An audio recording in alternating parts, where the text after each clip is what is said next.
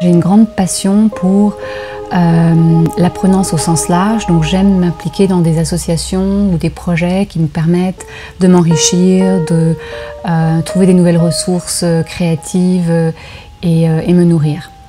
Alors Seul France a absolument fait sens pour répondre à ce besoin, mais je rajouterais aussi que le thème, l'apprenance et Peter Senge, est très cher à mes valeurs, parce que c'est un personnage que je trouve vraiment c'est un peu ces génies qu'on n'a pas trop compris et qui ne sont pas assez mis en lumière, et je pense que c'est important de vraiment faire une campagne pour promouvoir des choses qu'ils ont décelées, et aussi de capitaliser sur cette richesse qu'ils nous offrent. Parce qu'en fait, en faisant partie de cette équipe, on vit un peu l'apprenance collective, on vit un peu qu'est-ce que c'est d'avoir une vision partagée, qu'est-ce que c'est de remettre en question ces modèles mentaux. Donc on vit un peu Peter Senge en faisant partie de ce projet. Donc je pense qu'il y a la partie vraiment expérimentale, comment est-ce que quel est le vécu et à quoi ça ressemble de vivre ce chemin ensemble.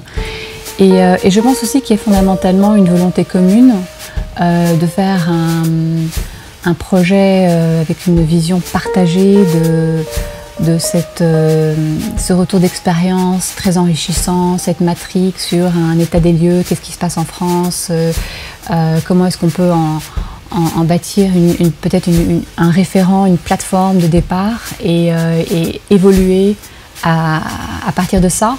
Et je pense que cette ambition commune et volontaire partagée est source d'union et de cohésion naturelle, parce que ça va contre les jugements, ça va contre les tentatives de résumer trop vite et de faire des choix décalés avec la réalité.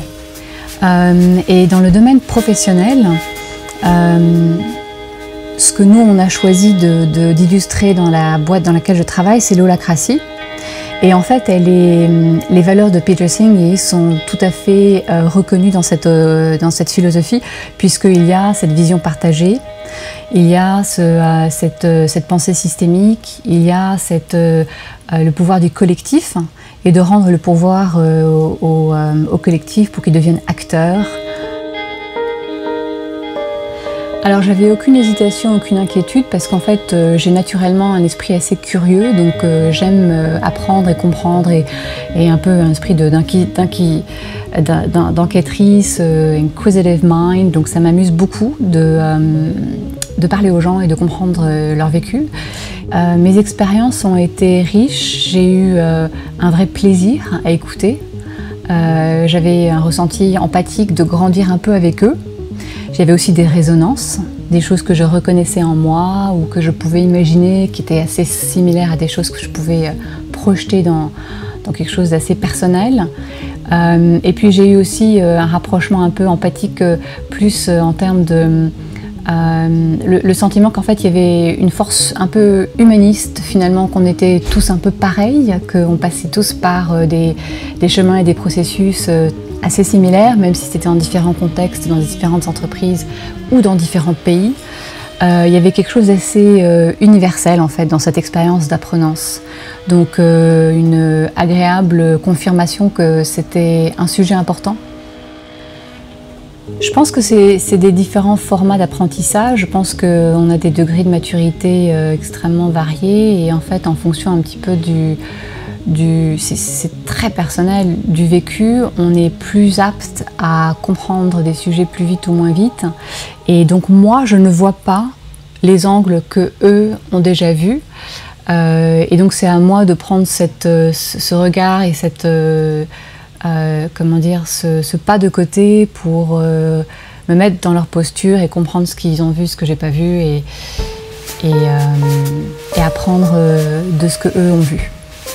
Et donc il y a en fait une espèce un exercice que je trouve vraiment important quand on est dans des rapports humains, c'est de respecter en fait l'espace où la personne se situe, sachant qu'elle peut évoluer en une demi-heure. avec 30 perspectives et vécus et opinions très différentes. Je pense que ça va être un exercice très intéressant et je suis curieuse de voir à quoi ça va aboutir parce que personnellement ça me paraît assez gros comme travail. Donc pour moi c'est exponentiellement enrichissant d'apprendre en collectif et de faire ce processus de développement de cette pensée ensemble. Oui, je pense que seul on est extrêmement limité.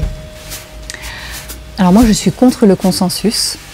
Je pense que le consensus est un résultat moyen, un peu réducteur. Donc je trouve que c'est pas une approche qui est innovante et enrichissante. Je suis pour plutôt une approche en fait c'est le consent, c'est-à-dire qu'on n'est pas contre. Et on accepte dans l'ouverture, puisque c'est quelque chose collectivement qui a du sens, de faire un petit deuil sur peut-être une posture personnelle pour l'intention qui est le projet collectif. Et il faut c'est une manière de manager peut-être un peu son ego. C'est une manière aussi de y aller avec une intention qui est pour le groupe. Et à partir du moment où on est d'accord avec cette intention, on peut faire le pas de côté sur ces jeux, ces ambitions peut-être plus égocentriques. J'ai une petite interrogation, c'est sur l'après. J'ai une petite fidélité, une nostalgie naturelle à ces moments. Et je me pose toujours cette question, comment cette expérience va se terminer? Est-ce qu'il y aura un suivi? Est-ce qu'il y aura